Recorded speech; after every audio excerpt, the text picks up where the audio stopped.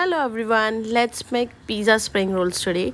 So very first इथे आपण corn boil करणार आहोत. त्यासाठी मी कुकरमध्ये हळद मीठ घालून त्याच्यामध्ये कॉर्न ॲड केलेले आहेत गरम पाण्यात आणि त्याला 4 ते 5 शिट्टी आपण करून घेणार आहोत जेणेकरून आपले कॉर्न एकदम सॉफ्ट होतील. त्यानंतर स्टफिंग रेडी करत आहोत. स्टफिंगसाठी मी थोडंसं ऑइल ॲड केलेलं आहे. त्याच्यामध्ये कांदा, शिमला मिरची आणि अद्रक लसूणची पेस्ट घालून ते छान कुक करून घेतले जेणेकरून अद्रक लसूणची पेस्टचा जो कच्चा स्मेल आहे तो निघून जाईल. त्यानंतर इथे आपण टाकला आहे पिझ्झा सीझनिंग, त्याच्यानंतर red chilli flakes, pizza pasta sauce, schezwan sauce हे सगळं 1 स्पून और 1.5 स्पून आपण टाकू शकतो.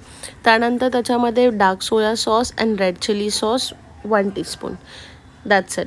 हे सगळं टाकल्यानंतर छान मिक्स करून घ्यायचं आहे आणि ऑलमोस्ट आपलं बॅटर इथे रेडी झालं आहे. पण त्याच्यामध्ये आपण ॲड करणार आहोत कोथिंबीर, ज्याच्यामुळे त्याचा फ्लेवर एनहान्स होईल.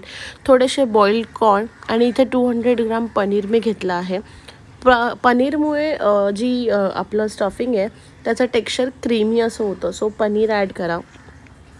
पनीर छान ॲड केल्यानंतर 2 मिनटं जस्ट परतून घेतलं आहे आणि त्याच्यानंतर गॅस बंद करून त्याच्यामध्ये आपण अमूलचं चीज घालणार आहोत. जर का तुमच्याकडे मोझरेला चीज असेल तर ते चीज देखील तुम्ही घालू शकता या फिर बेसिक अमूलचं चीज तुम्ही ॲड करू शकता.